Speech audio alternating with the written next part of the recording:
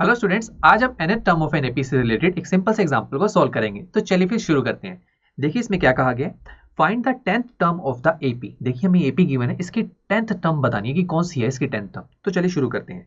देखिए हमें क्या क्या चीजें गिवन है। देखिए हमें एपी गिवन है, तो इस एपी की फर्स्ट टर्म हमें गिवन है 2 है, second term 7 and third term is 12। और ऐसे करते करते हमें 10th टर्म निकालनी है, यानी कि A10 हमें निकालना है। तो देखिए टू फाइंड में हमने लिखा कि हमें 10th term that is A10 हमें कैलकुलेट करना है। अब चलिए दोस्तों, हमने nth term of an AP के लिए फॉर्मूला एक डेराइव किया था, जो कि देखिए ये था।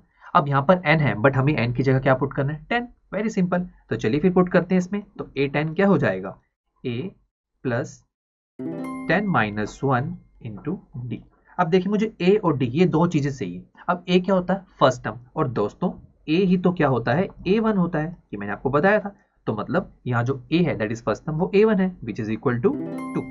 अब मुझे क्या कैलकुलेट करना है, डी भी नहीं पता ना, तो डी कैसे कैलकुलेट करें। देखिए हमें जो लिस्ट ऑफ नंबर्स गिवन है 2 7 12, हमें बोल दिया गया कि ये एपी है। इसका ये मतलब है कि इस लिस्ट ऑफ नंबर्स में से मैं कोई भी टर्म मैं पिक करूं। मान लीजिए पिक करता हूं ए थर्ड टर्म मैं पिक करता हूं।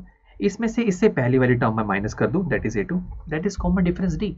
आप 2 भी पिक कर सकते हैं, A2 माइनस A1 भी कर सकते हैं। A2 इससे पहली वाली A1, तो A2 माइनस A1 कीजिए, आपके पास वही आंसर आएगा जो A3 माइनस A2 करके आएगा। बिकॉज AP कह दिया गया तो यहाँ पर जो डिफरेंस है वो हमेशा कॉमन चलेगा, सेम आएगा। तो चलिए फिर A3 की वैल्यू कितनी है 12 और A2 की वैल्यू कितनी है 7, तो आंसर कितना आएगा आपके पास 5। तो देखिए हमें A और D दोनों की वैल्यू सब पता लग गई। अब हम इस फॉर्मूले में इसे पुट कर देते हैं। तो देखिए A10 is equal to, A की वैल्यू देखिए 2 प्लस, देखिए 10 माइनस 1 हो गया 9 और D की वैल्यू होगी 5। तो देखिए A10 is equal to 2 plus 45, तो हमारे पास यहाँ आंसर आएगा 47। इसका ये मतलब है कि इस लिस्ट ऑफ नंबर्स में जो 10th टर्म होगी ना, जो 10th नंबर होगा वो होगा 47। ठीक है, बहुत ही सिंपल था। अब चलिए नेक्स्ट लेक्चर में हम एग्जाम्पल 4 को सोल्व करेंगे। तो फिर मिलते हैं नेक्स्ट लेक्चर में।